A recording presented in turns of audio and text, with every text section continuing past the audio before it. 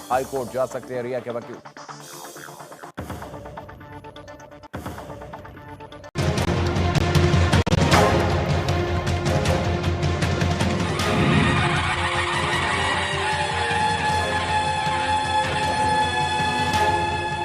यहाँ अगर हमारे बंदे रहेंगे तो इसका फायदा हमें हो सकता है। IAS IPS ऑफिसर्स बनाइए। मैं चाहता हूं कि हमारे मुसलमान IAS बने, IPS बने, IRS बने, IFS बने। अगर इस मुल्क को सुधारना चाहते हो, अपना हक लेना चाहते हो, तो ब्यूरोक्रेसी पे कब्जा करो। इसके अलावा कोई चारा नहीं है, सिर्फ ब्यूरोक्रेसी पे कब्जा करो। इस्लाम में कई भी जात पात ऊंची नीची बात है नहीं।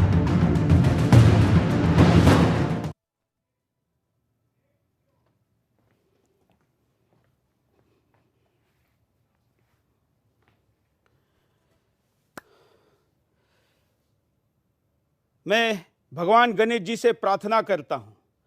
आज मैं हिंदुस्तान का एक ऐतिहासिक कार्यक्रम करने जा रहा हूं, जिस पर देश के प्रधानमंत्री, सर्वोच्च न्यायालय और देश के पूरे तंत्र का ध्यान है। मैं किसी प्रकार की पूर्व मनोदशा लेकर ना जाऊं। भगवान गणेश जी, आप बुद्धि के देवता है, मैं आपसे विवेक की प्रार्थना करता हूं। मैं साथ ही इस कार्यक्रम में सबसे महत्वपूर्ण संविधान का मुद्दा है और इसलिए मैं भारत रत्न डॉक्टर बाबा साहब अंबेडकर जी के चरणों में भी प्रणाम करता हूं। बाबा साहब जी, आपने तमाम चीज़ों को छोड़कर जिन पिछड़ों दलितों के लिए न्याय की लड़ाई लड़ी, सत्ता से टकराव किया, उन्हीं के अधिकारों को जब छीना जा रहा हो तो आपके सपनों को पूरा करने के लिए शुरू की गई ये लड़ाई है। मुझे आपका आशीर्वाद मिले, ये मैं आपसे चाहता हूं। और मैं जब किसी ऐसे विषय पर लड़ रहा हूं तो मेरी आराध्य दैवत छत्रपति शिवाजी महाराज जी से मैं प्रार्थना करता हूं। महाराज जी, आपने उन तमाम शक्तियों से लड़ाई मोल ली, शत्रुत्व मोल लिया जो सबसे शक्तिशाली थे। आज मेरे विरुद्ध अमेरिका, ब्रिटेन और तमाम देशों से लेकर हिंदुस्तान के कोने कोने तक फैलाया गया शत्रुत्व के सामने मुझे खड़े होने की आप प्रेरणा दे, हिम्मत दे। सत्य के लिए कभी भी कोई समझौता न करने का अपना जीवन रहा है, वही ज्ञान आप हमको दे। आपके जीवन में एक बार का प्रसंग मुझे आज याद आता है। जब आपने इतने बड़े शत्रु से लड़ने का निर्णय किया तो एक सरदार ने कहा कि अरे शिवा, तुम जानते हो कि तुम्हारा दुश्मन कितना बड़ा है? तो आपने कहा था, महाराज जी, आपने कहा था कि असत्य कितना बड़ा होने पर सत्य ने उसके सामने शरण जाना चाहिए। तो उस सरदार ने जवाब समझ लिया था। आज मेरे सामने कितना भी बड़ा असत्य क्यों ना खड़ा हो, मैं मेरे इस छोटे से सत्य के लिए सब कुछ दांव पर लगा सकूं, इसके लिए मुझे आप आशीर्वाद दीजिए। इसके साथ ही मैं दर्शकों से भी प्रार्थना करता हूं, मैं आपका भी अभिवादन करता हूं। मैं तमाम दर्शक, क्योंकि मेरे परिवार के वरिष्ठ सदस्य हैं, छोटों ने भी मुझे इसमें मदद की है, लेकिन मुझे विरोध करने वाले को मैं ये कहना चाहता हूं, मैं वो कलम नहीं हूं जो बिक जाती दरबारों में। मैं शब्दों की दीपशिखा हूं आंधी आ रे चौबारों में। मैं वाणी का राजदूत हूं, सच पर मरने वाला हूं, डाकू को डाकू कहने की हिम्मत करने वाला हूं।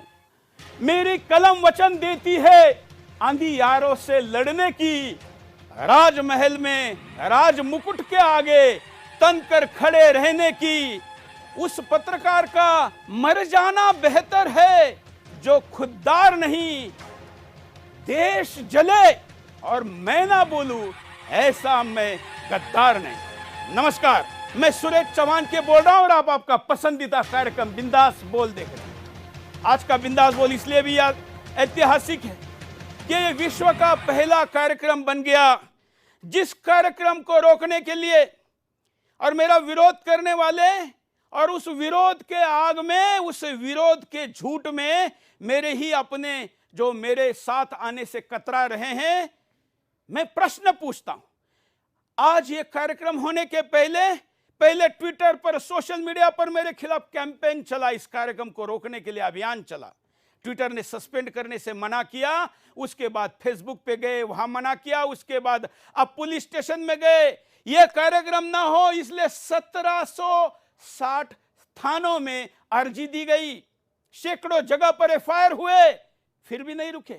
उसके बाद देश के 1700 तथाकथित सेलिब्रिटियों ने केवल गैर भाजपा मुख्यमंत्री को ही क्यों पत्र लिखा, लेकिन वो भी नहीं रोक पाए। उसके बाद 91 आईएएस आईपीएस ने गृह मंत्री और प्रधानमंत्री को पत्र लिखा, फिर भी वो 91 रोक नहीं पाए। सर्वोच्च न्यायालय गए, न्यायालय ने रोकने से मना किया। उसके बाद उच्च न्यायालय गए, पहला स्टे लिया। हिंदुस्तान ने विश्व के इतिहास में न्यूज चैनल को रोकने का यह पहली घटना थी। उसके बाद फिर सरकार के पास गए, सरकार ने भी रोकने से मना किया। फिर हैदराबाद हाईकोर्ट गए, आज हाईकोर्ट ने भी रोकने से मना किया। तो मेरे गेट पर आकर कट्टरपंथियों ने स्टूडियो के अंदर घुसने का प्रयास किया। वीडियो आप देख सकते। क्या इस कार्यक्रम में ऐसा क्या है? मेरा प्रश्न है कि इस कार्यक्रम में ऐसा क्या है? आखिर काम बंद करें। ठीक है, ये तो पहला वीडियो है। मेरा कहने का मतलब यह है कि आखिर ऐसा क्या कारण है कि इस कार्यक्रम को रोकने का ऐतिहासिक प्रयास हुआ, कोई फ्रंट नहीं छोड़ा। बाकी लिस्ट में तो कुछ रह गया हो कि जिसमें धमकी देना हो या मुझे मेरा पूरा कर्जा भर देने के लिए तैयार है, ऐसा लिखित में हमारे ब्यूरो चीफ के मोबाइल पर व्हाट्सएप करना हो। लेकिन सुरेश चौहान के बोले ना, मित्रों मेरे पास क्या है, वो कितना गंभीर है, ये शायद आप नहीं समझ रहे हो। लेकिन जिनके विरुद्ध मैं बोलने जा रहा हूं ना, उन्होंने खुद बता दिया है कि बहुत बड़ा गंभीर मामला है। अन्यथा मैंने ऐसी कोई नई चीज नहीं बोली है जो मैं सुदर्शन पर 15 वर्षों से नहीं बोलता हूं। लेकिन बड़ी गंभीर चीज है। चीज क्या है? आज मुझे बदनाम करने की कोशिश की गई कि मैं गैर कानूनी बातें करता हूं। मैं कोई गैर कानूनी बात करता तो 15 वर्ष सुदर्शन आप ही नहीं चलने देते। सबसे ज्यादा किसी चैनल के विरुद्ध कंप्लेंट हुए तो सुदर्शन के विरुद्ध हुए, लेकिन कभी भी कोई कंप्लेंट सिरे नहीं पहुंच सकी क्योंकि वो फर्जी थी। इस बार भी वैसा ही हुआ। लेकिन आज मुद्दे की तरफ बढ़ते हैं, क्योंकि ये मुझे प्रस्तावना इसलिए करनी पड़ी क्योंकि आज मैं कितनी कठिनाइयों के बाद आपके सामने खड़ा हूं, ये मैं आपको बता सकूं। मित्रों, आज का मुद्दा बहुत संवेदनशील है। इसलिए भी संवेदनशील है क्योंकि शायद खून में लोगों की आदत पड़ गई है कि ऐसे मसले को हाथ ही ना लगाया जाए जिन मसले पर, मुद्दों पर विरोध होता हो। विरोध संवैधानिक नहीं है, विरोध असंवैधानिक है। मैं जो कर रहा हूं यह संवैधानिक कर्तव्य है, लेकिन हुआ तो विरोध के नाम से आप चुप रह जाएंगे। मैंने कहा ना छत्रपति शिवाजी महाराज के जीवन का कि कितना बड़ा असत्य हो जिसके सामने सत्य ने झुकना चाहिए, कितना भी बड़ा हो नहीं झुकना चाहिए। मित्रों, आज का गंभीर मुद्दा है। विभाजन के बाद भी इस देश में मुस्लिम भाइयों को गले लगाकर रखने वाले हिंदू समाज के ऊपर प्रश्न चिन्ह उठाकर यह कहा गया कि हम भेद की बात करते हैं। हम भेद की बात नहीं करते। भेद की बात केवल मुसलमान को मुसलमान कहने से भेद की बात है। तो मुसलमान को क्या कहूं? आप उत्तर दीजिए। जो शब्द आप तय करेंगे, माननीय सरकार, माननीय न्यायालय तय करेगी। मैं उस प्रश्न उत्तर को या उस शब्द को मानने के लिए प्रतिबद्ध हूं, क्योंकि मैंने लाइसेंस लेते हुए कहा है कि मैं कानून का पालन करूंगा। मुसलमान को मुसलमान मैं ना कहूं और आप कहें। आप क्या कहते हैं? ये देखिए, हैदराबाद का गद्दार ये नमक हराम क्या कहता है, सुनिए। ये खुद जब कहता है कि मुसलमान पुलिस में होने चाहिए, तो ना कोई आईएएस ऑफिसर, ना आईपीएस एसोसिएशन, ना पुलिस फाउंडेशन उसको ट्वीट करके कार्रवाई की मांग करता है। देखिए, कि हमारे मुसलमान आईएएस बने, आईपीएस बने, आईआरएस बने, आईएफएस बने, सियासी मैदान पे हम लड़ते हैं, लेकिन हमारी फाइल्स को दबा दिया जाता है। इसलिए क्योंकि वो आईएएस, आईपीएस, आईएफएस की कुर्सी पर मेरा अपना कोई भाई नहीं है, गैर है, तो उसको दबा देता है। मैं यहां लगूंगा, इसलिए जरूरी है। मैं चाहता हूं कि हमारे मुसलमान आईएएस बने, आईपीएस बने, आईआरएस बने, आईएफएस बने, सियासी मैदान पे हम लड़ते हैं, लेकिन हमारी फाइल्स को दबा दिया जाता है। इसलिए क्योंकि वो आईएएस, आईपीएस, आईएफएस की कुर्सी पर मेरा अपना कोई भाई नहीं है, गैर है, तो उसको दबा देता है। मैं यहां लगूंगा,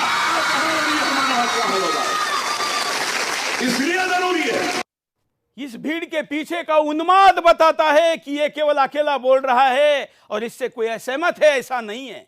ये सहमति देने वाले कौन है? आप उत्तर ढूंढिए, मैं आपको और कुछ देता हूं। ये तो चिरकुट है एक राजनीति का छोटा सा। ये देखिए, जो खुद विभिन्न पदों पर है वो भी क्या कहते हैं, सुनिए। एमपीएससी जो है ये अपनी रियासत के लिए ऑफिसर्स का चुनाव करती है। हर रियासत में इस तरह के चुनाव होते हैं और वो जितनी पोस्ट का चुनाव करते हैं, सारी पोस्ट हमारे लिए बड़ी इंपॉर्टेंट होती है। हमारी ज़िंदगी के सारे अहम मसले ये सारे ऑफिसर्स डिसाइड करते हैं और यही सारी स्कीमें बनाते हैं और इम्प्लीमेंट करते हैं। यहाँ अगर हमारे बंदे रहेंगे तो इसका फ़ायदा हमें हो सकता है। गवर्नेंस में, इक़्तिदार में हमारा कैसा हिस्सा बढ़ सकता है, उसके दो तरीके हैं। या तो आप MP MLA को चुन कर लाइए जो आपके हाथ में नहीं है, या एडमिनिस्ट्रेशन के अहम ओहदों पर आपके बच्चों को सिलेक्ट करके भेजिए। IAS IPS ऑफिसर्स बनाइए, डिप्टी कलेक्टर, तहसीलदार, BDO, ACP, पुलिस इंस्पेक्टर बनाइए, ताकि आपका जो मुस्तकबिल है वो। इतना ही नहीं, मैं तो आपके पास, मेरे पास सैकड़ों वीडियो है, लेकिन आज एक पहले एपिसोड में, मैं तो सीरीज करने वाला हूं 9 एपिसोड की, लेकिन आज पहले एपिसोड में ये लोग भी है, जाकिर नाइक भी है, यहां तक कि अलकायदा भी है और बहुत कुछ है। ये किसी फीचर फिल्म से कम नहीं है पूरा जो हो रहा है। मैं आपको बहुत कुछ दिखाने वाला हूं, धैर्य रखिए। और एक एक शब्द को आज आपके सामने लेकर आने के पहले मैं गहरा चिंतन मंथन करके आपके सामने खड़ा हूं। मैं जानता हूं कि आज का यह कार्यक्रम कहां कहां क्या क्या बहानों के साथ भविष्य में रोकने की और कोशिशें करने वाला है। लेकिन चलिए अब आगे बढ़ते हैं। आगे एक स्लाइड देखिए, मैं इसको लेकर आगे की चर्चा शुरू करने वाला हूं। इसके लिए आपको यह देखना जरूरी है कि तजम्मुल हुसैन संविधान सभा के सदस्य है जो 26 मई 1949 को संविधान सभा में अल्पसंख्यक आरक्षण पर बहस के दौरान बिहार के वरिष्ठ नेता और संविधान सभा के सदस्य हुसैन जोर देकर कहते हैं कि हम अल्पसंख्यक नहीं हैं। अल्पसंख्यक शब्द अंग्रेजों का निकाला हुआ है, अंग्रेज यहां से चले गए, अब इस शब्द का डिक्शनरी से हटा देना चाहिए। अब हिंदुस्तान में कोई अल्पसंख्यक वर्ग नहीं रह गया है। ये सुरेश चौहान के नहीं, एक सम्माननीय सदस्य जो हमारे संविधान सभा के सदस्य थे वो कह रहे हैं। ये स्लाइड आपको इसलिए देखनी है क्योंकि इसके बाद आपको महत्वपूर्ण बात आगे पता चलने वाली है। अब मैं, कई लोगों ने कहा कि सुरेश तुम ब्यूरोक्रेसी पर कब्जे की बात कैसे कर रहे हो? भाई मैंने तो नहीं कही ना, मेरा प्रमोद तो प्रतिनिधित्व कर रहा था कि इस शो में आने वाले 9 एपिसोड में क्या क्या होने वाला है। तो ब्यूरोक्रेसी पर कब्जे की बात कौन करता है? अभी तक जो 2 वीडियो आपने देखे वो तो उतने ही थे। अब उससे बड़ा वीडियो है, एक संसद में जाने के लिए चुनाव लड़ा कांग्रेस पार्टी का नेता और जो हिंदुस्तान का सबसे महंगा शायर है और बड़ा कैंपेनर है। क्या कहता है देखिए। निजाम बदलना चाहते हो तो सिस्टम का हिस्सा बनो। तसव्वुर करो कि अगर एक थाने में तुम्हारे नाम का एक सिपाही आ जाता है तो थाने का निजाम बदल जाता है। जिस दिन तुम किसी जिले में कलेक्टर बन के बैठोगे, जिस दिन तुम किसी जिले में सुपरिंटेंडेंट ऑफ पुलिस बन के बैठोगे, उस दिन जिले का हाल क्या होगा। अगर इस मुल्क को सुधारना चाहते हो, अपना हक लेना चाहते हो तो ब्यूरोक्रेसी पे कब्जा करो, इसके अलावा कोई चारा नहीं है। इंजीनियरिंग पढ़ा लोगे बच्चों को, डॉक्टरेट पढ़ा लोगे बच्चों को, अपने बच्चों को बहुत बड़ा बिजनेसमैन बना दोगे, अरबपति बन जाओगे, तुम्हारा फायदा होगा, खुद का फायदा होगा। लेकिन अगर नस्लों का फायदा करना चाहते हो तो सिर्फ ब्यूरोक्रेसी पे कब्जा करो, पावर अपने हाथ में लो। निजाम बदलना चाहते हो तो सिस्टम का हिस्सा बनो। तसव्वुर करो कि अगर एक थाने में तुम्हारे नाम का एक सिपाही आ जाता है तो थाने का निजाम बदल जाता है। जिस दिन तुम किसी जिले में कलेक्टर बन के बैठोगे, जिस दिन तुम किसी जिले में सुपरिंटेंडेंट ऑफ पुलिस बन के बैठोगे, उस दिन जिले का हाल क्या होगा। अगर इस मुल्क को सुधारना चाहते हो, अपना हक लेना चाहते हो तो ब्यूरोक्रेसी पे कब्जा करो, इसके अलावा कोई चारा नहीं है। इंजीनियरिंग पढ़ा लोगे बच्चों को, डॉक्टरेट पढ़ा लोगे बच्चों को, अपने बच्चों को बहुत बड़ा बिजनेसमैन बना दोगे, अरबपति बन जाओगे, तुम्हारा फायदा होगा, खुद का फायदा होगा। लेकिन अगर नस्लों का फायदा करना चाहते हो तो सिर्फ ब्यूरोक्रेसी पे कब्जा करो, पावर अपने हाथ में लो। ये मैंने तो नहीं कहा, जिन्होंने कहा वो क्या कहते हैं ये बताने के लिए मैंने आपके सामने प्रोमो रखा था, जिसको लेकर ऐतिहासिक विरोध हुआ लेकिन माननीय कोर्ट ने कहा कि किसी प्रोमो को लेकर आप पूरे शो की व्याख्या नहीं कर सकते, और इसलिए उस प्रोमो का बस कुछ लाइनों का हिस्सा मैंने आपके सामने बताया है। ये लोग जो कह रहे हैं, ये जीना ने कभी कहा था कि आपको ब्यूरोक्रेसी में घुसना चाहिए, तभी इस देश का विभाजन संभव है। ये बात करने वाले लोग इस देश के 150 करोड़ हिंदुस्तानियों के सबसे बड़े दुश्मन हैं, और जो हिंदुस्तान का दुश्मन है उसका मैं दुश्मन हूं।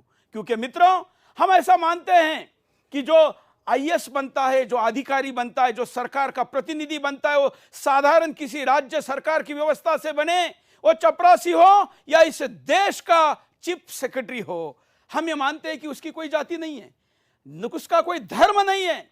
मैं हिंदू को भी नहीं कहूंगा कि वो न्यायाधीश हिंदू बनकर बैठे, ना मैं पुलिस के किसी थानेदार को भी कहूंगा कि वो हिंदू बनकर काम करे। उसके लिए तो वो हिंदुस्तानी बनकर काम करना चाहिए ना। लेकिन जब एक पूरे समाज की लीडरशिप कितनी, तो मैं 1000 से ज्यादा वीडियो दिखा सकता हूं जो कहती है कि अगर आपको न्याय चाहिए, आपको अपने लोगों के लिए फेवर करना है, आपको सिस्टम पर कब्जा करना होगा, तमाम बातें। थोड़ा सा ही वीडियो मैंने आपको दिखाया है क्योंकि समय की कमी की कारण है। अगर एक तरफ ये लोग ऐसा कह रहे हो, दूसरी तरफ देश में एक ऐसा प्रश्न करोड़ों लोगों ने सोशल मीडिया पर पूछा हो जिसका उत्तर यूपीएससी नहीं दे रही हो, जिसका उत्तर लेकर देने की प्रयास न्यायालय के द्वारा नहीं हुए हो या होने के बाद भी पूरे नहीं हुए हो, इस देश की सरकार ने भी इसके लिए कोई पहल नहीं की हो कि जो प्रश्न पूछा जा रहा है कि आखिर आईएएस आईपीएस में हमारे मुसलमान भाइयों की संख्या कैसी बढ़ रही है। सवाल तो पूछा गया। ये प्रश्न पूछने वाला मैं पहला व्यक्ति नहीं हूं, ये तो पिछले कई वर्षों से, 4-5 वर्षों से सोशल मीडिया पर फ्लोट कर रहा है, लेकिन ये प्रश्न को कोई वाचा नहीं दे रहा है। और एक तरफ अपना धर्म का नाम लेकर अधिकार मांगने वालों की फौज संख्या में खड़ी है, तो दूसरी तरफ ये प्रश्न है, उसका उत्तर नहीं है। तो क्यों ना मैं उस उत्तर के दिशा में प्रयास करूं, क्योंकि जब तक ये उत्तर नहीं मिलेगा तब तक भाईचारा नहीं रहेगा, एक दूसरे के बारे में मन में द्वेष रहेगा, शंका के नजर से देखा जाएगा, सत्ता के अधिक फेवर का बहाना बनाकर भी मन में द्वेष उत्पन्न होगा। इसलिए मैंने इस प्रश्न को खोजने का प्रयास किया कि आखिर लोगों के मन में प्रश्न क्या है। जब मैं ये कहता हूं कि संख्या बढ़ रही है तो प्रश्न उठाया गया कि अरे कहां बढ़ रही है। अरे भाई, इस देश के अल्पसंख्यक विभाग के मंत्री मुख्तार अब्बास नकवी ट्वीट करके खुद बता रहे हैं कि हमारे कार्यकाल में यह संख्या डबल हुई है। और मैं आपको चार्ट दिखाता हूं, एक स्क्रीन पर आपके चार्ट आ रहा है। मैं आपको दिखाना चाह रहा हूं कि संख्या 140% तक भी बढ़ी है। कितनी? 140, 140%। मैं 2011 को बेस मानकर आपके सामने यह चार्ट दिखा रहा हूं। 2011 इसलिए क्योंकि 11, 21 या 2001 ये जनसंख्या के नियंत्रण, जनसंख्या काउंटिंग के वर्ष हैं। ये देखिए, 21 को बेस माना है। मुस्लिम उम्मीदवारों का प्रतिशत 21 जो लिखा है वो बेस है, वो संख्या है 2011 की। 2015 में यह प्रतिशत 80 होता है, 2016 में यह प्रतिशत 140 होता है, और 2017 में यह प्रतिशत 140 होता है, 2019 में यह 120 होता है। मुझे समझ में नहीं आता कि आखिर इतने गति से कोई संख्या बढ़ रही है, ऐसा लोकतांत्रिक व्यवस्था में सवाल पूछना भी गुनाह है क्या? अगर गुनाह है तो यह सवाल ही उत्पन्न ना हो। इतनी ट्रांसपेरेंट व्यवस्था क्यों नहीं निर्माण करते? आपने ऐसी व्यवस्था निर्माण नहीं की, इसलिए यह प्रश्न पूछा गया। और इसलिए यह ध्यान से सुनिए, इसमें मैं यह भी आपको बताऊं कि यह आंकड़ों में 1-2% इधर उधर हो सकता है, इसलिए क्योंकि यूपीएससी का सरकार से अनुदान लेने के लिए तो धर्म बताने वाले लोग अपने लिस्ट में धर्म नहीं बताते। खास करके यूपीएससी जब रिजल्ट लगाती है तो नाम पढ़कर उसका अनुपात निकालना पड़ता है, और ये विभिन्न वेबसाइटों के सोर्सेज से लेकर हम आपके सामने ये आंकड़ा रख रहे हैं। उसके बाद चलिए ये मैं आपको इस तरफ से दिखाता हूं फुल स्क्रीन में। सफल मुस्लिम उम्मीदवारों का प्रतिशत बढ़ा। कितना बढ़ा? 2015 में 37, 16 में 50, 140, क्योंकि बेस हमने 2011 का रखा। 17 में 51 मतलब 140, 2019 में 44 मतलब 120, आधार वर्ष 2011 सफल उम्मीदवारों के प्रति ये वर्ष हमने रखा। अब मुझे बताइए 140% कोई सामान्य प्रतिशत तो नहीं है। अब आगे कोई कहेगा कि आंकड़े कम हैं, प्रतिशत को क्यों देख रहे हो, उसका उदाहरण मैं आपको देता हूं। मित्रों 140% जब कहा जा रहा है तो आपको यह ध्यान में रखना चाहिए कि अचानक कैसा बढ़ रहा है। क्या 140 के आसपास, मैं 100 कहता हूं, 80 कहता हूं, क्या कोई कम्युनिटी इंजीनियरिंग में, डॉक्टर में या अन्य बाकी चीजों में इस गति से बढ़ रही है? क्या नहीं बढ़ रही है? तो फिर यूपीएससी में कैसी बढ़ रही है? प्रश्न तो है। लोकतंत्र में प्रश्न पूछना स्वाभाविक है और ये प्रश्न पूछना अपराध नहीं है, तो उसका उत्तर देना आपका कर्तव्य भी है। और इसलिए मैं आपको यह प्रश्न पूछता हूं। हां, इसमें एक महत्वपूर्ण बात यह भी है कि यूपीएससी पर मैंने सवाल कैसे उठाया, यह प्रश्न करने वाला भी एक वर्ग को खड़ा किया गया। अरे भाई, जिस लोकतंत्र में इस देश के न्यायपालिका से लेके, कार्यपालिका से लेके, देश के राष्ट्रपति और प्रधानमंत्री और उसके लिए कैबिनेट के द्वारा लिए गए फैसलों पर भी चर्चा हो सकती है, संसद ने बनाए हुए कानून पर भी चर्चा हो सकती है, लिखे हुए संविधान पर भी चर्चा हो सकती है, तो यूपीएससी पर क्यों नहीं होनी चाहिए? खास करके तब जब यूपीएससी की सिस्टम ट्रांसपेरेंट नहीं है। यह मैं नहीं कह रहा हूं, यह न्यायालय के सामने इसकी बहस हुई है और यह बहस 2018 में माननीय न्यायालय के सामने जब गई और उनको कहा गया कि ये जिस प्रकार से आप स्केलिंग करते हो, मतलब किसी को ज्यादा मार्क्स किसी विषय में मिले हैं तो आप उसको कम कर सकते हो, कम मिले हैं तो ज्यादा कर सकते हो, और उसको आप स्केलिंग कहते हो, इसका क्या प्रोसीजर है? तो यूपीएससी कोर्ट में ये कहती है कि यह हमारी इंटेलेक्चुअल प्रॉपर्टी है, हम किसी को नहीं बता सकते कि हम ये क्यों कर रहे हैं। जिस देश में सूचना के अधिकार के कानून के लिए लाखों करोड़ों रुपए का खर्च होता हो, जिस कानून को लाकर उसका उपयोग करने वाले सूचना के क्रांतिकारी में सहभागी होने वाले योद्धाओं की सैकड़ों की संख्या में जानी जाती हो, जिस देश का प्रधानमंत्री हर चीज को ट्रांसपेरेंसी की आग्रह के साथ करता हो, उस देश में यूपीएससी ऐसा क्या हो गया भाई? और यूपीएससी ब्रह्मदेव हो गया कि उसके खिलाफ आप या उसके ऊपर आप प्रश्न भी नहीं उठा सकते? ऐसा कैसे हो सकता है? प्रश्न तो उठ सकता है, प्रश्न मेरे ऊपर भी उठ सकता है, किसी के ऊपर भी उठ सकता है। मित्रों, यूपीएससी के इस प्रश्न का सबसे बड़ा कारण है बढ़ती ऐसा संख्या, ऐसा आंकड़ा जो कि हजम नहीं होता, इसलिए प्रश्न उठा। अब ये प्रश्न क्यों उठा, तो मैं आपको एक चार्ट दिखाता हूं। यह चार्ट भी सोशल मीडिया पर घूम रहा है, सरकार के पास में आरटीआई के तौर पर यूपीएससी के पास भी गया है। यूपीएससी ने जवाब नहीं दिया तो लोगों ने हमको अप्रोच किया तो हमने प्रश्न उठाया है। यह चार्ट देखिए, जिस चार्ट में परीक्षा देने वाला गैर मुस्लिम और मुस्लिम, इनका आंकड़ा कैसे आता है मैं आपके सामने रख रहा हूं। देखिए, जगर ये तो इंटरव्यू के फायदे का शाह फैजल का है। दूसरा, पहला ग्राफिक दिखाते हैं, जिस ग्राफिक में हम आपको यह बताना चाहते हैं कि मुस्लिम उम्मीदवारों को इंटरव्यू में ज्यादा मार्क्स पर प्रश्न उठता है। वर्ष 2013 मुस्लिम उम्मीदवार 179, नॉन मुस्लिम 174, 5% का फर्क। 2014 मुस्लिम उम्मीदवार 182, नॉन मुस्लिम 173, 9% का फर्क। अब अगर 18 तक जाएंगे तो आपको 5% से शुरू हुआ यह फर्क 9.5% तक जाएगा, मतलब करीब 5 का डबल। 13 से 18 तक यह प्रतिशत जो गैप है यह डबल हो रहा है इंटरव्यू में। अगर आपको मैं इसको एक आध उदाहरण के साथ समझाना चाहूं तो मैं आपको शाह फैजल का उदाहरण देता हूं।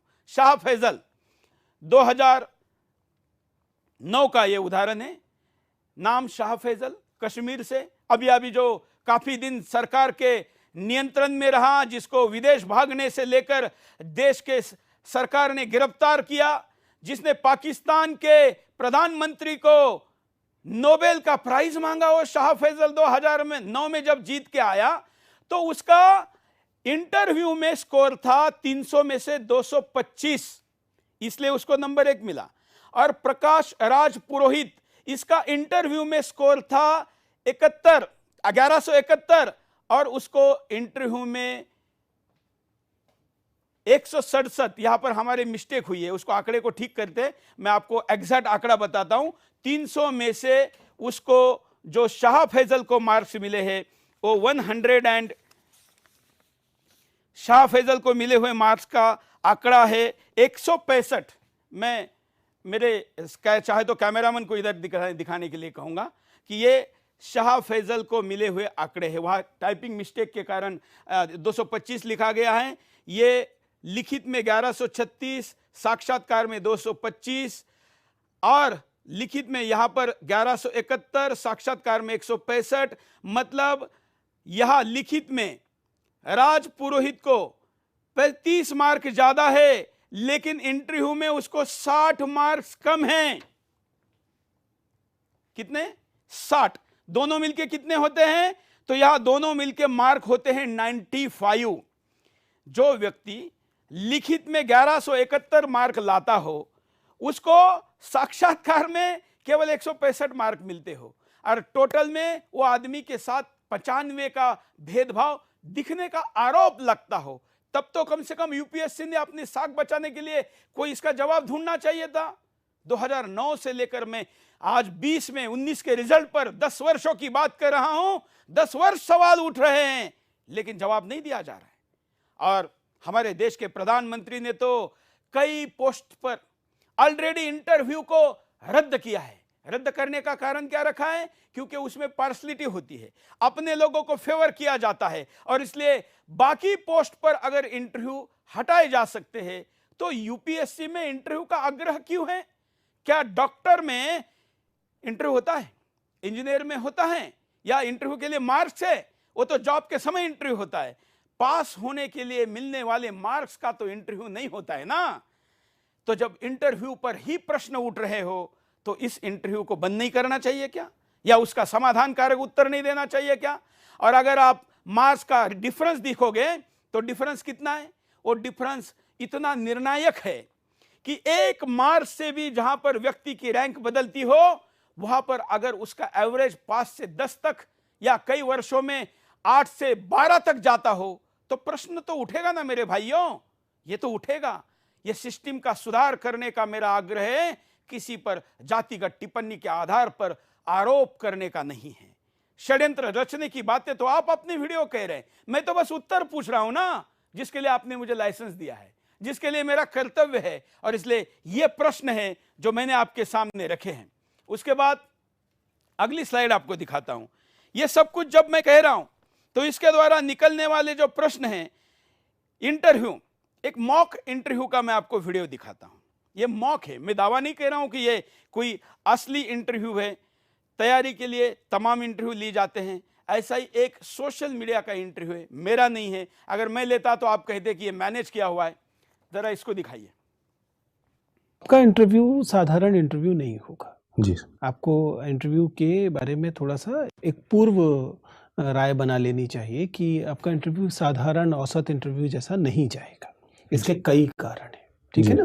एक कारण तो आपकी उम्र बनती है, दूसरा कारण आपका समुदाय बनता है। देखिए, आपका इंटरव्यू साधारण इंटरव्यू नहीं होगा जी। आपको इंटरव्यू के बारे में थोड़ा सा एक पूर्व राय बना लेनी चाहिए कि आपका इंटरव्यू साधारण औसत इंटरव्यू जैसा नहीं जाएगा। इसके कई कारण हैं, ठीक है ना। एक कारण तो आपकी उम्र बनती है, दूसरा कारण आपका समुदाय बनता है। समुदाय का नाम सुरेश चौहान के लेने का पाप नहीं करा है। शुरुआती वीडियो जब करोड़ों लोगों ने देखकर पेछे हुए प्रश्न का उत्तर नहीं बनता तो कर्तव्य के तौर पर मैं ये वीडियो आपके सामने लेकर आकर प्रश्न ही तो पूछ रहा हूं ना, और पूछूंगा, हर कीमत पर पूछूंगा। क्यों कहा जाता है कि आपका इंटरव्यू विशेष होगा? क्योंकि आप एक समुदाय से आते हैं।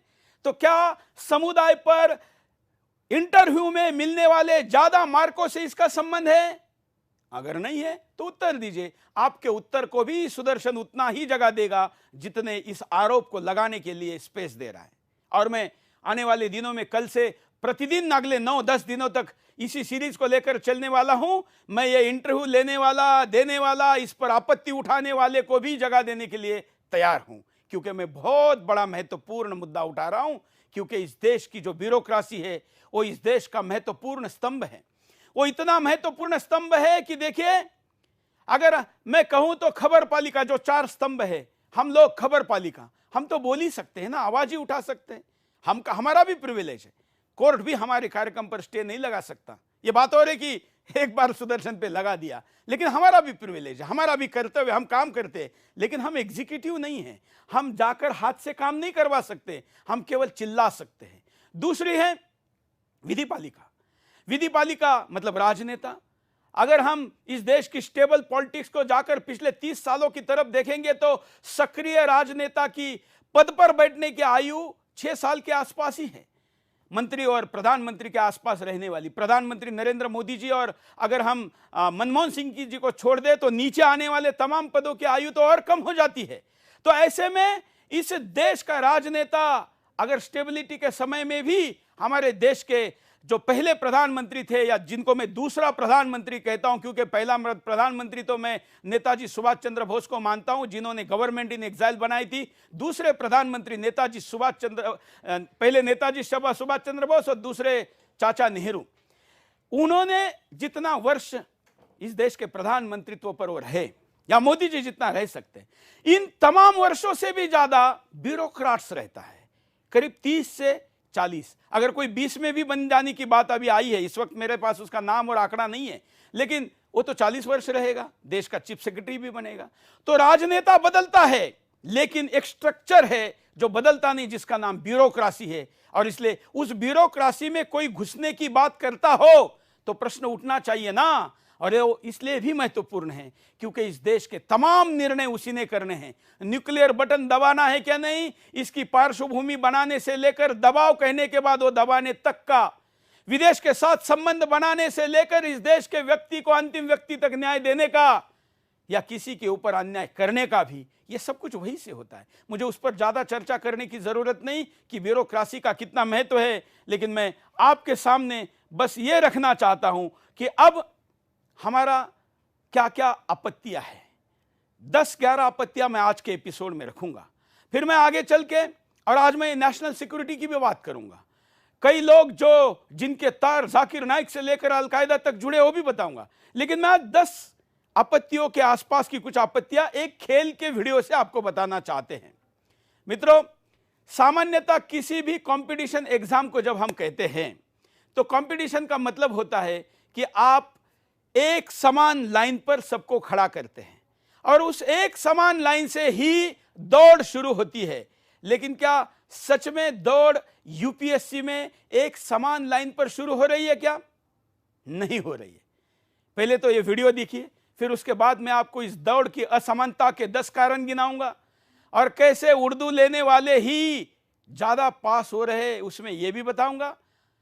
चलिए अब आपको ओलंपिक की वीडियो दिखाते हैं, जरा खेल की भी बात कर लेते हैं ना। देश के साल कैसा खेल हो रहा है उसके लिए खेल का उदाहरण।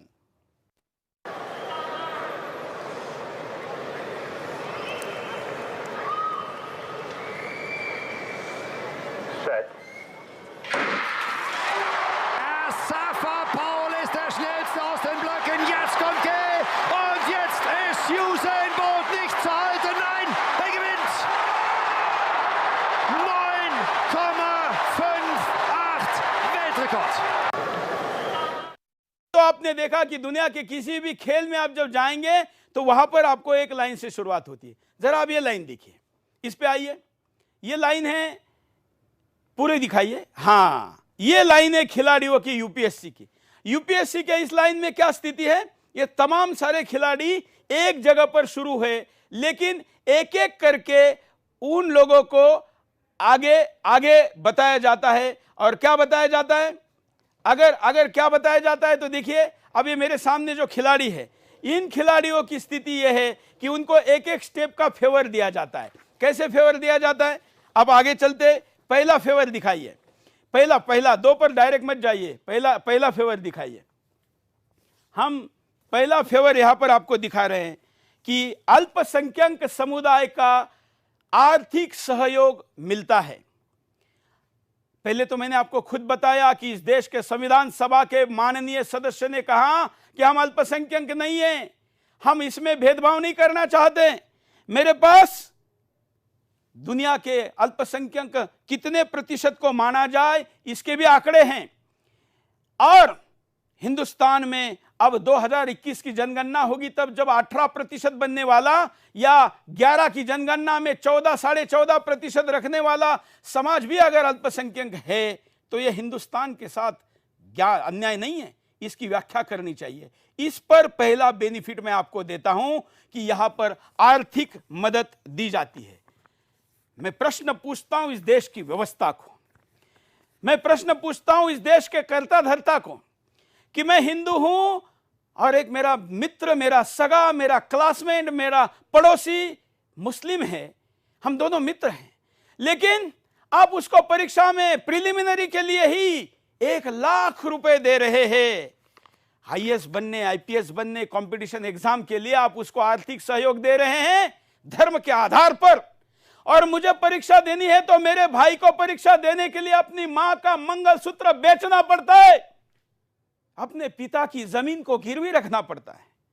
भेद की शुरुआत आप करते हैं साहब, जब मेरा सखा में गले में जिसके हाथ डाल के चलता हूं, दोनों परीक्षा देने शहर आते हैं, सरकार एक को गोद लेती है, एक के साथ दुर्व्यवहार जैसा सौतेला व्यवहार करती है और उसको अपनी दर दर के ठोकरे खाने के लिए छोड़ देती है। मेरे मन में मेरे सगा भाई के प्रति वही से दुश्मनी की शुरुआत होती है कि मैंने क्या दोष किया था, मेरा क्या दोष था, क्या मेरा जाति में धर्म में पैदा होना, हिंदू होना, यह मेरा दोष था?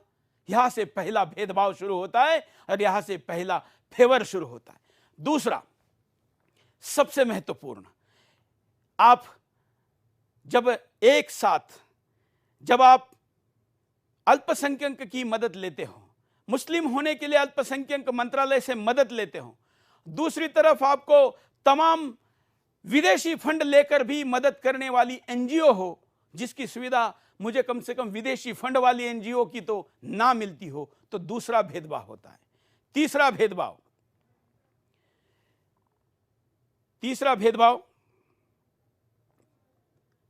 उम्र का लाभ। यह उम्र का लाभ कैसे मिलता है? क्योंकि इस्लाम में तो कहा जाता है कि इस्लाम में कोई जाति नहीं होती, लेकिन अल्पसंख्यक बनकर, मुस्लिम बनकर आप अल्पसंख्यक मंत्रालयों का पैसा तो लेते हो, वहां पर आप जाति नहीं हो, धर्म हो, लेकिन जैसे ही आपको ओबीसी का, एससी एसटी का फायदा लेना हो, आप वहां पर मुसलमान से जाति में कन्वर्ट हो जाते हो या एक वर्ग में, ऊंच नीच में, भेद में कन्वर्ट हो जाते हो। और यह करने के लिए आपको कोई धार्मिक गुरु बताता हो तो मैं उसको क्या कहूं, यह वीडियो भी जरा दिखा दीजिए कि कैसे सिखाया जाता है बकायदा कि आप क्या करना है। देखिए यह वीडियो जिसमें भेद बताया जा रहा है कि आप, इस्लाम में तो कोई भेद नहीं है, लेकिन सरकारी योजनाओं का कहीं पर लाभ मिल रहा है तो आपको वो लेने के लिए बनना चाहिए। देखिए आपके सामने ये वीडियो है जो अब्दुल रऊफ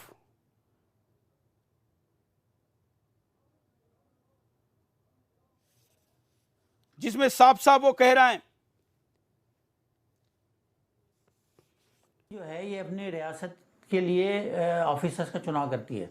हर रियासत में इस तरह के चुनाव होते हैं और वो जितनी पोस्ट का चुनाव करते हैं, सारी पोस्ट हमारे लिए बड़ी इंपॉर्टेंट होती है। हमारी ज़िंदगी के सारे अहम मसले ये सारे ऑफिसर्स डिसाइड करते हैं और यही सारी स्कीमें बनाते हैं और इम्प्लीमेंट करते हैं। यहाँ अगर हमारे बंदे रहेंगे तो इसका फ़ायदा हमें हो सकता है। गवर्नेंस में, इक़्तिदार में हमारा कैसा हिस्सा बढ़ सकता है, उसके दो तरीके हैं। या तो ये वीडियो मिसिंग है मैं, लेकिन ये वीडियो आपको दिखाऊंगा जरूर, क्योंकि मैंने दावा किया है। तो हमारे कंट्रोल रूम से इस वक्त ये वीडियो भले ही प्ले नहीं हो रहा हो, मैं आपको इस वीडियो पे दोबारा आऊँगा। जरा पुनः हम उस भेदभाव वाले ग्राफिक पर आते हैं। पहला भेदभाव वाले ग्राफिक के तरफ चलते हैं। पहला दोबारा ग्राफिक लीजिए, फ्लोर ग्राफिक।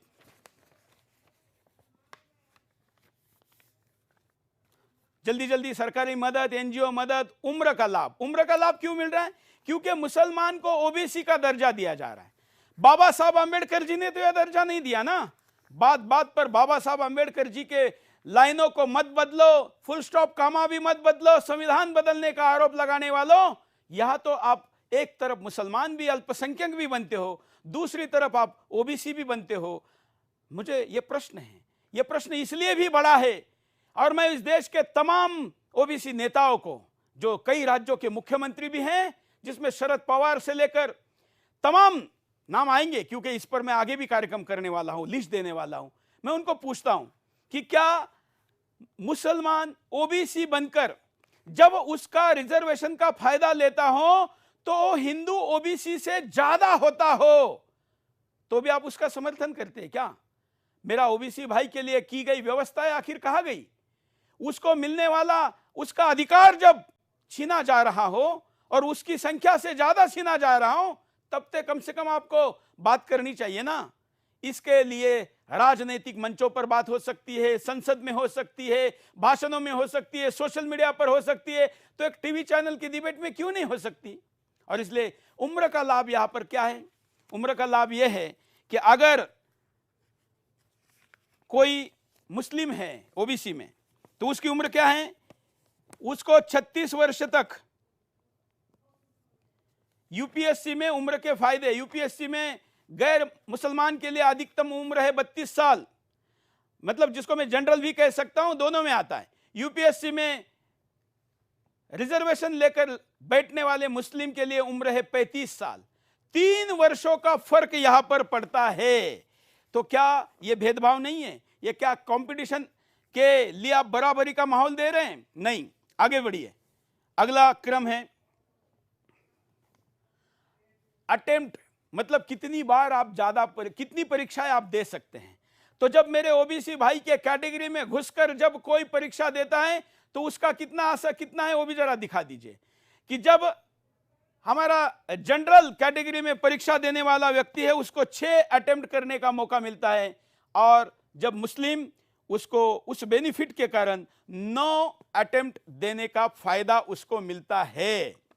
तो मुझे बताइए, ये 9 अटेम्प्ट, 3 अवसर ज्यादा मिलना, उम्र का भी लाभ और साथ साथ में उसको ज्यादा बार प्रयास करने का लाभ भी मिलता है, तो क्या यह विरोधाभास नहीं है? आगे चलते हैं, आगे चलते हैं। भाषा, हाँ चलिए वो वीडियो दिखाइए जिसका जिक्र मैं अभी कर रहा था, वो वीडियो को दिखाइए। इस्लामिया में तमाम इंसान बराबर है, इनमें कोई ऊंच नीच नहीं, याद रखिए। हाँ, लेकिन अगर हुकूमत कुछ ख़ास तबके के लोगों को कुछ रियायत देना चाहे तो ये रियायत लेना गलत नहीं है, ठीक है। इस्लाम में, शरीयत में कोई ऊंच नीच नहीं है, लेकिन अगर हुकूमत किसी ख़ास तबके को कुछ ख़ास रियायत छूट देना चाहे, इसका फ़ायदा उठाना भी गलत नहीं है। इस्लामिया में तमाम इंसान बराबर है, इनमें कोई ऊंच नीच नहीं, याद रखिए। हाँ, लेकिन अगर हुकूमत कुछ ख़ास तबके के लोगों को कुछ रियायत देना चाहे तो ये रियायत लेना गलत नहीं है, ठीक है।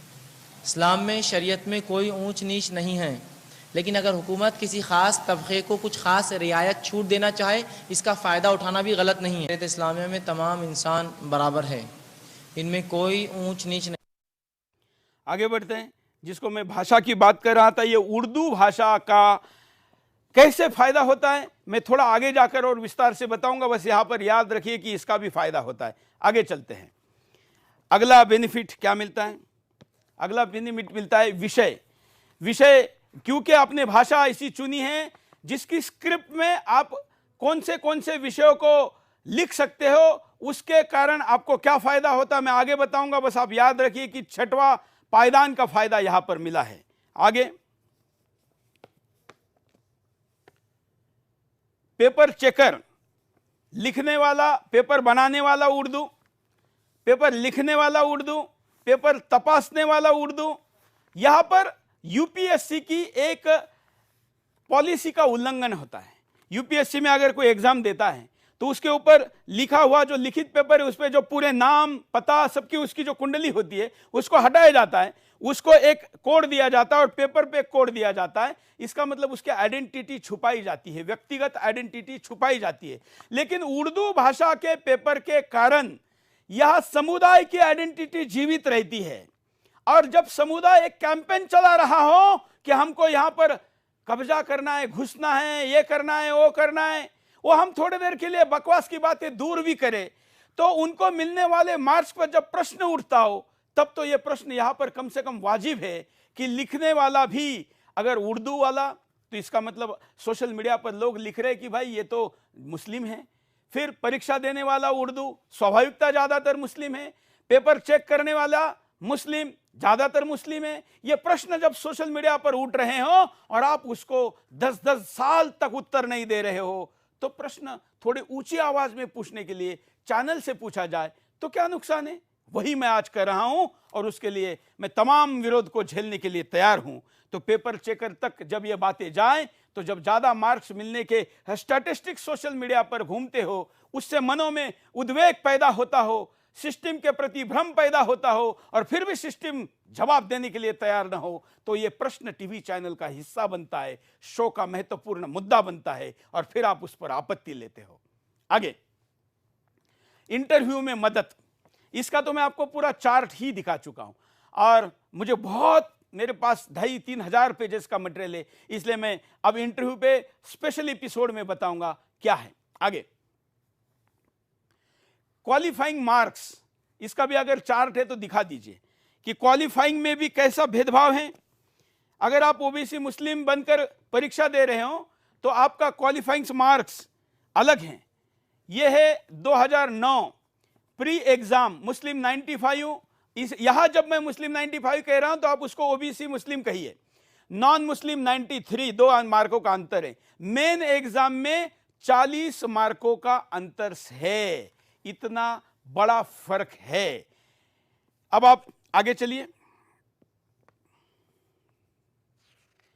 कोचिंग सेंटर, ये जो कार्यक्रम मैं कर रहा हूं ना, मेरे कई सत्ताधारी मित्रों को लगा कि अरे मैं क्या सरकार की उस नीति का विरोध कर रहा हूं जिसमें सबका साथ सबका विकास की बात की जा रही है। नहीं मित्रों, ये जो सब कुछ हो रहा है ना, ये आइडिया ऑफ इंडिया माननीय प्रधानमंत्री नरेंद्र मोदी जी का नहीं है, क्योंकि वो तो सबका साथ और सबका विकास की बात करते हैं। हमें उस पर तत्वतः कोई विरोध करने का कारण नहीं है संविधान के प्रकाश में। लेकिन ये जो आइडिया ऑफ इंडिया है जिसमें इंटरव्यू में ज्यादा मार्क्स दिए जाएं और लोगों को पास करके प्रमोट किया जाए, ये तो idea of India Manmohan Singh का है ना। मनमोहन सिंह का बयान आपको याद होगा, जिन्होंने कहा था कि अल्पसंख्यकों का अधिकार है इस देश के सिस्टम पर या इस देश के संसाधनों पर, तो इस देश के संसाधनों पर पहला अधिकार देने वाली आइडिया ऑफ इंडिया प्रधानमंत्री नरेंद्र मोदी जी की नहीं है। मोदी जी की आइडिया है तो जो परिश्रम करेगा, जो प्रतिभाशाली होगा वो आगे जाएगा।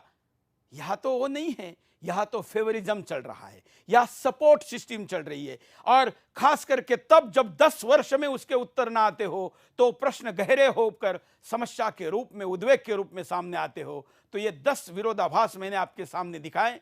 इन 10 पर बात करने के लिए मैं 10 एपिसोड अलग करूंगा, उसमें उत्तर दूंगा। अब आगे चलते, अगला ग्राफिक मैं आपको दिखाता हूं।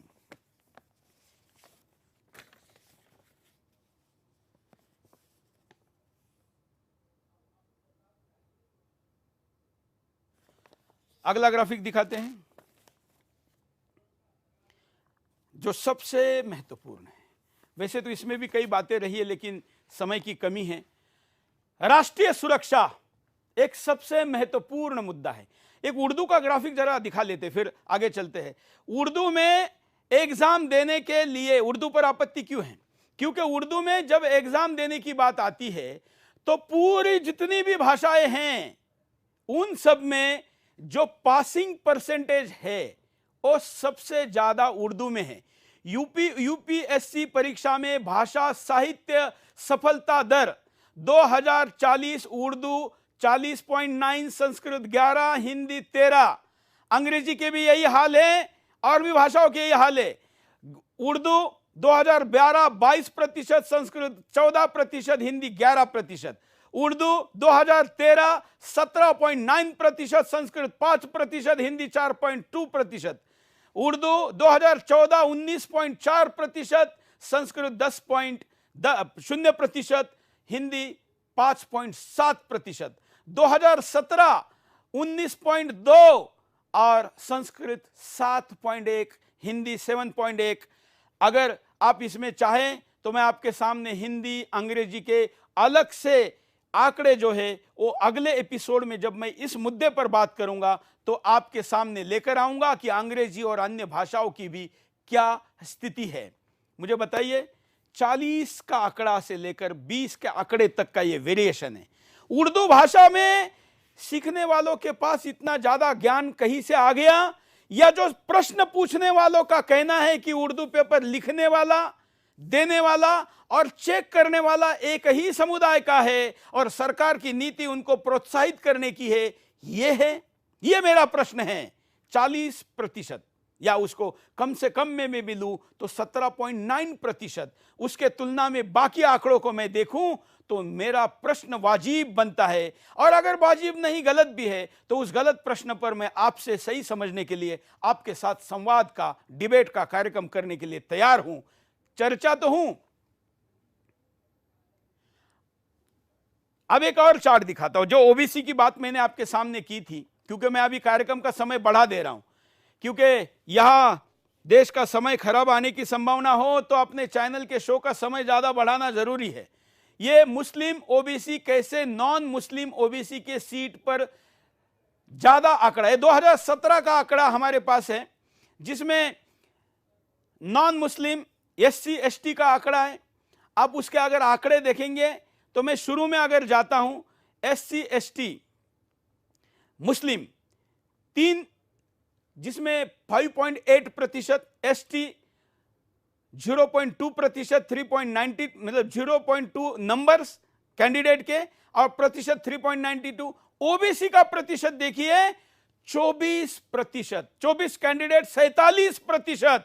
इसका मतलब होता है कि करीब करीब 50 के आसपास। और जनरल में 22 कैंडिडेट 43%, 43.4%, करीब 43% का यह आंकड़ा है। यही हम अगर नॉन मुस्लिम में जाते हैं तो वहां पर आप देखिए, हम आपका पैनल लाइन टू लाइन आप जाइए तो आप वहां पर जाएंगे तो आपको यह प्रतिशत दिखाई देगा कितने बड़े पैमाने पर ओबीसी में फर्क है। 26% जो हिंदू ओबीसी है, ये 2018 का आंकड़ा है, ये 30.9 और इधर 46.8।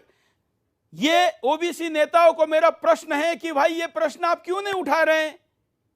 मैं कोई विवाद या झगड़ा करवाने के लिए नहीं कह रहा हूं, लेकिन आप अपने जाति के, अपने समुदाय के नेता होने का, अपने समुदाय को दंभ भरते हो, उसके आधार पर लड़ाई लड़ने की बातें करते हो, लेकिन एक विशिष्ट समुदाय जब आपके अधिकार को ज्यादा मात्रा में लेकर आपको अधिकार कम दे रहा हूं तो तब आप क्यों नहीं बोलते। आप नहीं बोलेंगे, कोई बात नहीं, लेकिन डॉक्टर बाबा साहब आंबेडकर जी का शिष्य सुरेश चौहान के इस पर जरूर बोलेगा। यह अनुपात है। मैं इसका माइक्रो डिटेल विश्लेषण करने के लिए अलग से एपिसोड भी लेकर आऊंगा।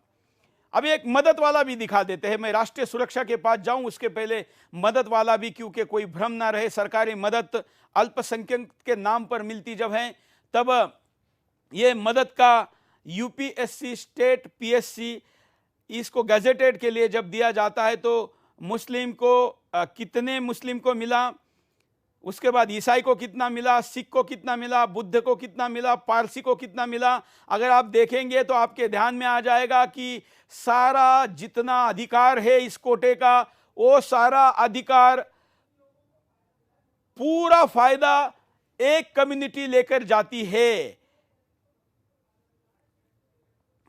अगर आप उसको सबसे नीचे लाकर जाएंगे तो टोटल मारा हुआ है जो तीनों प्रकार की गैजेटेड नॉन गैजेटेड एग्जाम से, उसमें 3723 का आंकड़ा एक समुदाय का है, दूसरे का 613 का है, तीसरे का 408 का है, उसके बाद 168 और 154।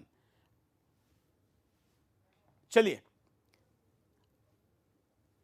अब अगला एक ग्राफिक और आपको दिखाते हैं।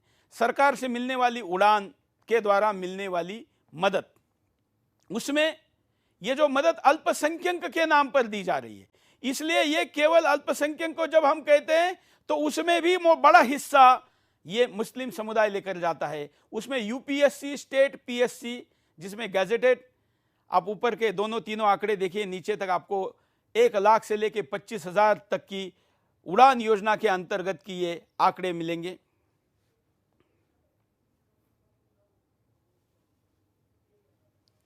सामान्य छात्र के खर्चे और सरकार की तरफ से दिए जाने वाले जो हॉस्टल्स हैं या जो कोचिंग सेंटर्स है, उसकी तुलना अगर हम करें तो चलिए, मैं खर्चे पे नहीं जाता, लेकिन एक बात आपको जरूर बताना चाहता हूं। यह भेदभाव कैसा है, भेदभाव कैसा है कि आइडिया ऑफ मनमोहन सिंह की जो है आइडिया ऑफ इंडिया, उसमें उन्होंने कहा कि यूपीएससी में कोचिंग सेंटर देते हैं। तो कोचिंग सेंटर कहां कहां दिए गए? 5 कोचिंग सेंटर दिए गए। उन 5 कोचिंग सेंटर में से 4 कोचिंग सेंटर मुस्लिम यूनिवर्सिटी में दिए गए, जिसमें एमू, उसके साथ जामिया, उसके साथ जामिया हमदर्द, और दोनों जामिया दिल्ली में है, अलीगढ़ मुस्लिम यूनिवर्सिटी अलीगढ़ में है, फिर हैदराबाद की मौलाना अब्दुल कलाम यूनिवर्सिटी, और एक यूनिवर्सिटी डॉक्टर बाबा साहब अम्बेडकर जी के नाम पर मुस्लिम बहुल क्षेत्र में लखनऊ में दी गई है। तो क्या भाई मुंबई यूनिवर्सिटी ने क्या घोड़ा मारा हुआ था? चेन्नई की यूनिवर्सिटी ने क्या किया हुआ था? क्या आपको यह करना ही है तो यही क्यों करना है? इसका मतलब आप खुद ही, सरकार ही ऐसी व्यवस्था बना रही है, और जब ऐसी व्यवस्था पर प्रश्न उठता है तो उस प्रश्न को उठाया ही न जाए, इसलिए पुलिस थाने से लेकर देश के सर्वोच्च न्यायालय तक आवाज उठाया जाता है। उससे भी जब नहीं रुकता तो गेट पर गुंडे भेजकर खुद अंदर एंट्री करने के लिए प्रयास किया जाता है। मैं आपके सामने इस कार्यक्रम को प्रस्तुत कर रहा हूं तो 550 पुलिस वाले मेरा कार्यालय और मेरे घर पर सुरक्षा के लिए है। किससे है? क्या मैं कोई आदेश साइन कर रहा हूं? यहां पर राष्ट्रपति हूं क्या? आदेश साइन करूंगा, इस मिनट निर्णय बदल जाएगा, आपका सब कुछ बंद हो जाएगा। लेकिन आपको पता है कि आपका झूठ अगर हिंदुस्तान को पता होगा तो कल राष्ट्रपति भी साइन करेंगे और आपका दुकान बंद हो जाएगा। धर्म के नाम पर लोगों को बहला फुसला कर अगर कोई प्रतिभा से जाता है, हमें कोई आपत्ति नहीं, लेकिन एक विशिष्ट प्रयासों के साथ, योजनाबद्ध प्रयासों में नारा देकर कि ब्यूरोक्रेसी पर कब्जा करना है तो विरोध तो होगा, करूंगा। यहां रोकोगे तो मेरा संविधान जहां जाकर बोलने का अधिकार देता है वहां जाकर बोलूंगा, लेकिन बोलूंगा, हर कीमत पर बोलूंगा, और बाबा साहब के सपनों को किसी को चकनाचूर करने नहीं दूंगा। समय की कमी, इसलिए इस मुद्दे पर मैं अगले एपिसोड में बात करूंगा। बात करते राष्ट्रीय सुरक्षा की। मैं इसमें जिनके नाम लेने जा रहा हूं उन लोगों को आज बहुत महत्वपूर्ण दिन है। जरा दिखाइए, मैं आपके सामने कुछ ग्राफिक के द्वारा बताना चाहता हूं। मैं इन लोगों को जो फाउंडेशन ट्रेनिंग देता है उस ज़कात फाउंडेशन पर प्रश्न उठा रहा हूं। यहां पर आपको एक महत्वपूर्ण चीज जानना बहुत जरूरी है। यह ज़कात फाउंडेशन है जो 40 में से 27 मुस्लिम उम्मीदवारों को परीक्षा में पास करवा कर लाने का आंकड़ा खुद अपने वेबसाइट पर देता है। पूरे देश में इतने लोग बैठते हैं, इतने सेंटर है, उनमें 40 में से 27 लोग, 40 मुस्लिम भाई अगर जीत का चुनकर आए तो उनमें से 27 अकेले इनके हैं। आंकड़ा अगर कुछ गलत है तो मैं दुरुस्त करने के लिए भी तैयार हूं। ज़कात फाउंडेशन का आंकड़े से भी ज्यादा जरूरी मुझे राष्ट्रीय सुरक्षा का मसला है। जरा ग्राफिक को फुल स्क्रीन दिखाइए। या डायरेक्ट और इनडायरेक्ट लिंक मनमोहन सिंह से लेकर कहां तक पहुंचते हैं मैं आपको बता रहा हूं। एक संस्था है मुस्लिम एड पाकिस्तान, जिसका जो चेयरमैन है खालिद लतीफ, ये आईएसआई का जनरल था। ये अभी मुस्लिम एड पाकिस्तान का चेयरमैन है। मुस्लिम एड यूके ब्रिटेन का जो हेड है वो, और उसी फाउंडेशन में Zakat foundation of India Syed Zafar Mahmood Manmohan Singh के ओएचडी थे। और जो मुस्लिम समाज को पिछड़े हुए हैं इसलिए उनका उत्थान करने के लिए सच्चर कमेटी बनाई गई थी, उसका प्रभार इनके पास था। पीएमओ में ही आदमी को रखा गया था कि प्रधानमंत्री जो पहले अधिकार की बात कर रहे हैं वो पहुंचना चाहिए। यह खतरनाक, मैं पूरी जिम्मेवारी के साथ इसके आपके सामने रख रहा हूं, जो तमाम मीडिया ने भी 5वें 10वें पन्ने पर छोटे से न्यूज के तौर पर भारत में भी छापा है, लेकिन ज्यादा किसी को बोलने की और आवाज उठाने की हिम्मत नहीं हुई। हमारे राजनीतिक डिबेटबाजों को भी पॉलिटिकल डिबेट के आगे बढ़कर कभी राष्ट्रीय सुरक्षा की इन डिबेट पर चर्चा करने की इच्छा नहीं हुई। कोई बात नहीं, हम करेंगे, जहां कम वहां हम। लिंक क्या है? जाकिर नाइक, नाम देख लीजिए, मैं आगे डायग्राम दिखाऊंगा। जाकिर नाइक, आतंकवादियों का नायक जाकिर नाइक, अलकायदा का लादेन, तालिबान, उसके बाद ISIS वाला, उसके बाद हमास, फिलिस्तीनी इस्लामिक जिहाद, ये सारे लिंक कहां आते हैं? मैं कितना गंभीर डायग्राम आपके सामने रख रहा हूं। अगला स्लाइड देखिए, ये लाइन कैसे बनती है। ये बीच का व्यक्ति के पास जाइए, जफर हुसैन कुरैशी। ये व्यक्ति है जो भारत में ज़कात फाउंडेशन का डायरेक्टर भी हैं और जाकिर नाइक के कंपनी में 9 साल, करीब 1 दशक यूके में ये डायरेक्टर रहा है। 9 वर्ष जाकिर नाइक के साथ। और वो भारत में ज़कात फाउंडेशन का भी डायरेक्टर है, जहां पर सैयद जफूर महमूद, जो कि OSD2 प्रधानमंत्री हमारे माननीय मनमोहन सिंह जी के साथ था। मैं यहां पर एक प्रश्न पूछता हूं। मेरा प्रश्न यह है कि ऐसा कहा जाता है, बांग्लादेश ऐसा कहता है कि हमारे देश के युवाओं के मोबाइल में जाकिर के वीडियो ने विष पैदा किया और इसलिए वो आतंकवादी बने। इसलिए पहला देश भारत नहीं, बांग्लादेश था जिसने जाकिर पर कार्रवाई की।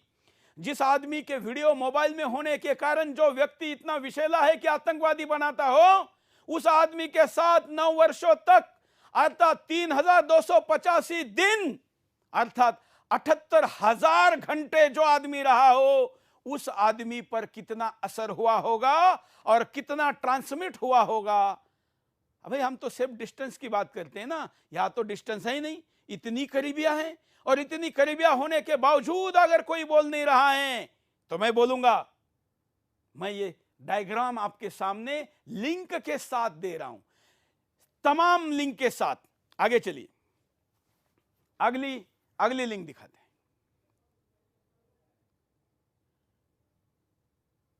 जफर हुसैन यूके में डायरेक्टर है, जो अभी मैंने आपको बताया।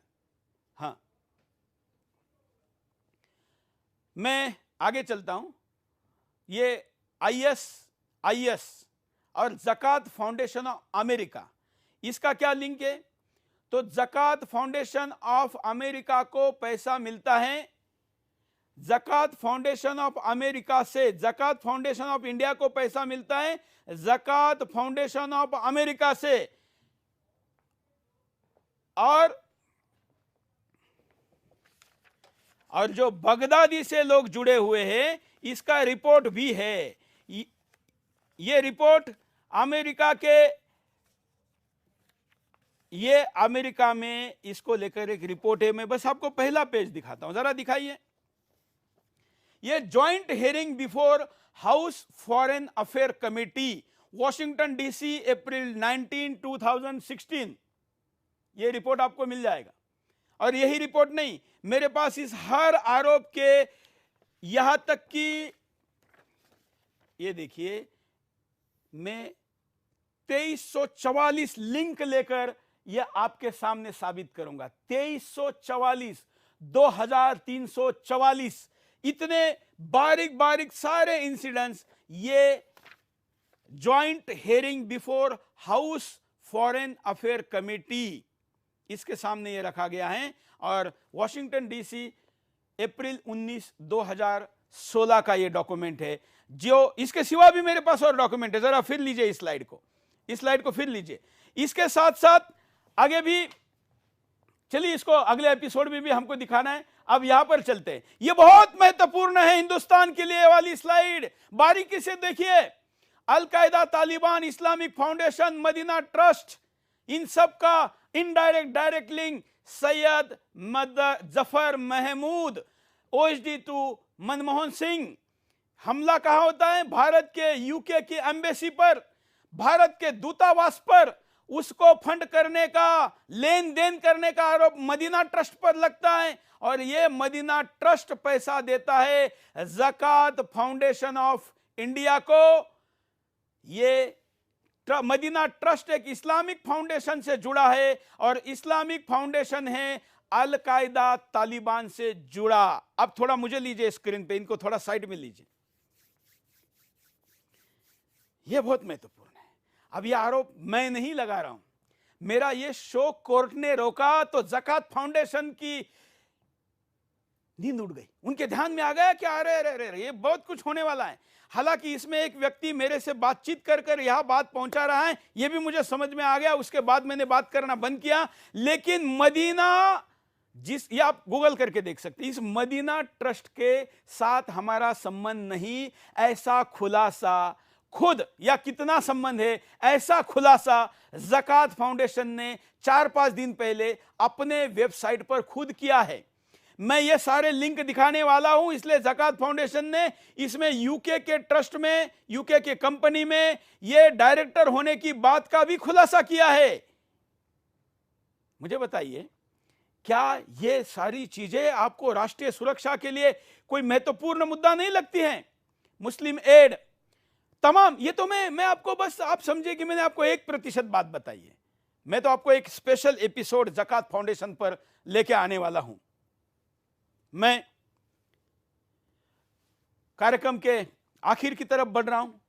मैं तो पूर्ण अपील में हमारे माननीय प्रधानमंत्री नरेंद्र मोदी जी से, भारत सरकार से करने जा रहा हूं। इस वक्त, अभी के अभी, या कम से कम आज रात 12 बजे तक तमाम ज़कात फाउंडेशन जैसे आईएएस या यूपीएससी से जुड़े हुए जितने भी फाउंडेशन या ट्रस्ट है, एनजीओ है, उन तमाम लोगों के कार्यालय को इस वक्त सील किया जाए। इसी वक्त इनसे जुड़े हुए लोगों के पासपोर्ट को रद्द किया जाए, कहीं ये जाकिर की तरफ भाग ना जाएं। और इसलिए यह कार्रवाई जरूरी है, क्योंकि मैंने जब से इस शो की घोषणा की तब से कई कागजात भी वहां से गायब किए जा रहे हैं और वेबसाइट से कई पेजेस को निकाला जा रहा है। मित्रों, मैं कार्यक्रम के आखिर में, आज के एपिसोड के आखिर में मांग करता हूं कि यूपीएससी के रिफॉर्म के तरफ भारत सरकार आग्रही रहे, आगे बढ़े, समयबद्ध और जल्दी से जल्दी उसको पूरा करे। उर्दू माध्यम लेकर, स्क्रिप्ट लेकर अन्य विषयों को लिखने की छूट को बंद किया जाए, और उर्दू पेपर के बारे में, उर्दू भाषा लेकर मिलने वाले मार्क्स के बारे में जो समाज में भ्रम है, जो आपस का भाईचारा खराब कर रहा है, इसलिए उस भाषा पर भी यहां से प्रतिबंध लगे। आप कहेंगे कि भाई ये तो शेड्यूल्ड की भाषा है, इस पर प्रतिबंध कैसे लग सकता है? तो मैं आपको उदाहरण देता हूं कि लालू प्रसाद यादव, खास करके मुझे विरोध करने वाले फेटर्निटी के नायक जो आजकल जेल में हैं, उन्होंने मुख्यमंत्री रहते हुए मिथिली भाषा का इसलिए अपने यहाँ के राज्य के परीक्षाओं से हटाया था, मैथिली भाषा को इसलिए हटाया था क्योंकि ज़्यादातर उस भाषा को उस भाषा में परीक्षा देकर चुनकर आने वाले लोग ब्राह्मण समाज से थे। हो चुका है, उदाहरण है, क्यों नहीं किया जा सकता? और बाबा साहब ने कहा है कि इस संविधान की रक्षा के लिए और इस देश के उन्नत भविष्य के लिए आने वाली पीढ़ियां सत विवेक बुद्धि के आधार पर इस पर शोध संशोधन कर सकती है, हुए है। इसलिए आज के इस कार्यक्रम में मैंने आपके सामने केवल इतनी ही घटनाएं रखी है, जो कि मेरे पूरे अभियान का 10% भी नहीं है। मैं माननीय न्यायालय, माननीय अन्य तमाम व्यवस्थाएं, उनको आग्रह करता हूं कि मेरे इस एपिसोड को एक एपिसोड इंडिपेंडेंट ना देखकर 9 एपिसोड को एक साथ देखा जाए। मैं ये वचन भी देता हूं कि इन 9 एपिसोड के लिए जो मैंने कागजात एकत्र किए हैं, जैसे जाकिर नाइक के समय मैंने एकत्र किए थे, और मेरे कागजात के आधार पर आज जाकिर नाइक हिंदुस्तान से बाहर गया है, और मुझे रोकने के लिए उसने कांग्रेस के फाउंडेशन को 5 करोड़ रुपए का डोनेशन दिया था, जिसके बाद 9 मुस्लिम सांसद प्रधानमंत्री के पास मिलने गए थे। प्रधानमंत्री ने तब मनीष तिवारी प्रसारण मंत्री थे, उनको आदेश दिया था, और उन्होंने मेरे ऊपर शोकॉज निकाली थी। कोर्ट से मुझे स्टे मिला था, कार्रवाई रुक गई थी, लेकिन इसका पूरा खुलासा पिछले दिनों लॉ मिनिस्टर ने भी आपके सामने मुझे भेजी हुई नोटिस के साथ किया था। खैर डिटेल में बाद में बात करते हैं। मित्रों, मैं ओवेसी, एससी, एसटी और भी कई मुद्दों को लेकर कल से रोज रात 8 बजे आऊंगा। रात को 9 बजे, रात को 8 बजे चलने वाला इस एपिसोड का पुनः प्रसारण रात को 11 बजे भी होगा, सुबह 8:30 बजे भी होगा। इसका रिपीट टेलीकास्ट ही ना हो, यह भी मांग की गई थी, इसलिए आपको देखना चाहिए। सुदर्शन आज कई जगह पर दिख नहीं रहा है, यह भी मुझे कंट्रोल रूम से बताया जा रहा है कि नो सिग्नल, लो सिग्नल ऐसा आ रहा है। कोई बात नहीं, यूट्यूब पर यह है, आपके मोबाइल पर सुदर्शन का ऐप डाउनलोड करिए, उस पर देखिए और वहां पर आपका सुदर्शन आपको मिलेगा। मित्रों, देशवासियों, माननीय व्यवस्थाओं, मैंने आज आपके सामने एक अबोध बालक की तरह ये मुद्दे को रखा है। मैं ये इस बात पर अड़िग भी नहीं हूं कि यही सही है। हम सबको सही और सत्य की दिशा में प्रवास करना है। उधर जाने के लिए मैं किसी भी उस व्यक्ति से संवाद करने के लिए तैयार हूं जो धर्म से पहले देश को रखता हो।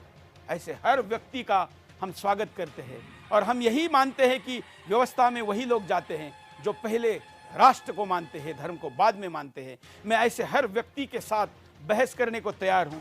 किसी को डर लगता हो कि सुदर्शन के स्टूडियो में आकर बात करें तो मैं उसके यहां पर भी जाने के लिए तैयार हूं। आप बुलाइए, हम बात करेंगे, नया हिंदुस्तान बनाएंगे, भ्रमों को तोड़ेंगे, सपनों को ऊंची उड़ान देंगे और घुसपैठ करने वाले के षड्यंत्र करने वाले संख्या में कितने हैं उस पर बाद में बात करेंगे, लेकिन ऐसा किसी को कहने भी नहीं देंगे। आज यही रुकेंगे, कल फिर मिलेंगे। धन्यवाद, जय हिंद। हमारे बंदे रहेंगे तो इसका फायदा हमें हो सकता है। IAS IPS ऑफिसर्स बनाइए। मैं चाहता हूं कि हमारे मुसलमान IAS बने, IPS बने, IRS बने, IFS बने। अगर इस मुल्क को सुधारना चाहते हो, अपना हक लेना चाहते हो, तो ब्यूरोक्रेसी पे कब्जा करो। इसके अलावा कोई चारा नहीं है, सिर्फ ब्यूरोक्रेसी पे कब्जा करो। इस्लाम में कई भी जात पात ऊंची नीची बात नहीं।